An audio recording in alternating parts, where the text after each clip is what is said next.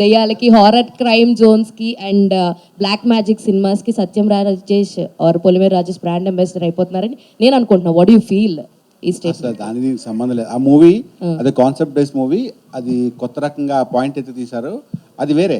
ఇది out and out comedy plus horror ఉంది. ఇది ఇందులో దయ్యాలు చేతబడులు ఉండవు, దయ్యాలు ఉంటాయి కానీ చేతబడులు ఉండవు. ఇది కామెడీ సినిమా. ఇందులో నేను క్యారెక్టర్, ఇందులో ఇది 10 years బ్యాక్ అదే రోల్ చేస్తాం నేను, శ్రీనివాస్ రెడ్డి, శకలక్ శంకర్, ఇప్పుడు సత్య ఆడాడు సినిమాలో. సో అదే క్యారెక్టర్ కాబట్టి దానికి సంబంధం లేదు. ఇది పార్ట్ 3 కూడా చేసినా. అది వశీకరణ చేయటం ఉంది కదా పూజ, నువ్వు అది నేర్పిస్తావా అని అడుగుతున్నాడు.